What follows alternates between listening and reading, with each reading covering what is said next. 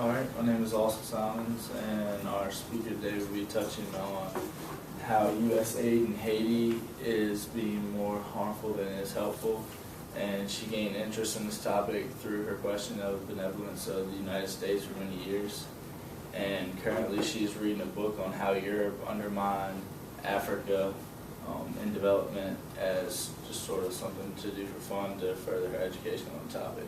So without further ado, I introduce Monica.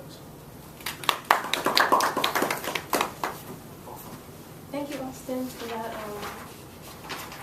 introduction. Yeah. So the title of my presentation is called Stop Sending Rice to Haiti. How many of you guys have ever played like that free rice game? Like if you maybe studying for the SATs or... Have you ever heard of it though? Okay, a couple of you heard of it. So it's like if you, for every word you get right, they donate like 10 grains of rice to, well, it says people in need. So like nations that are developing, and we kind of see, the media shows it has like lots of poverty and there's hunger and whatnot going on.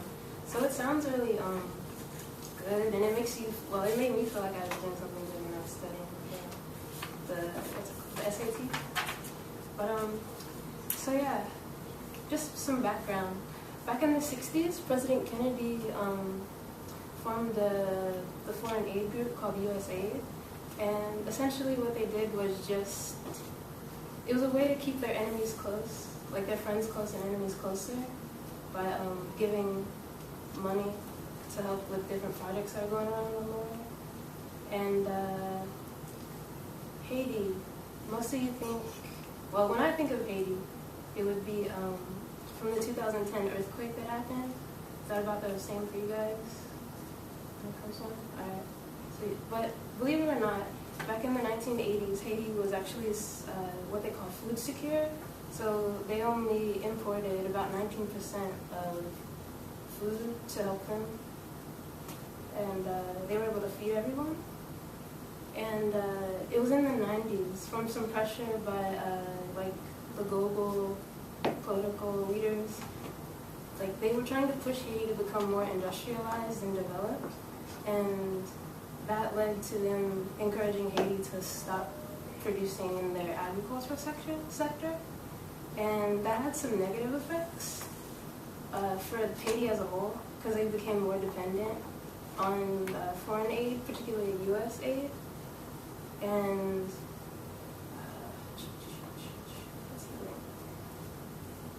excuse me. But it helped U.S. farmers. So particularly farmers from like Arkansas and Texas, they had a surplus of rice. And it was set up in the 90s that the rice would be shipped to Haiti, and the U.S. aid workers that were already in place, they would sell it on the Haitian market, and using the profits from the rice that they sold, it would be, they would use that to do like aid work, just to help the nation in whatever way they saw fit. But yeah, that had a negative effect in a couple of ways.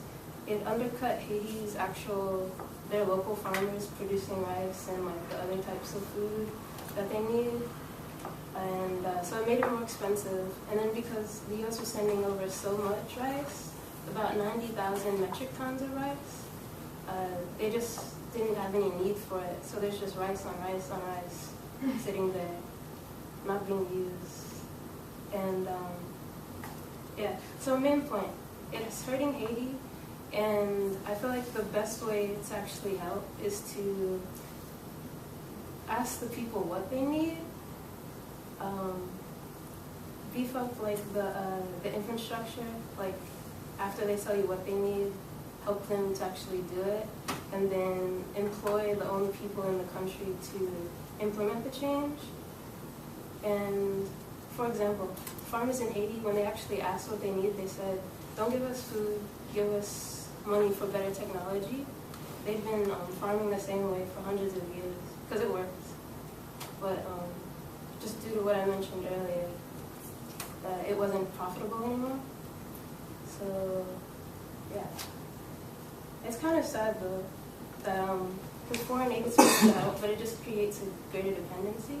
And specifically in Haiti, like leaders are trying to like get out of this cycle, but it's so like intertwined and connected that it would take a massive change just to break away from it. I think it's like at least 50% of Haiti's food is coming from outside of the country now.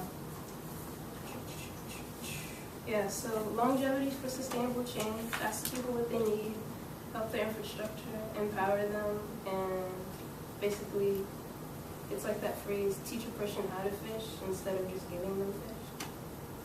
And thanks for your time.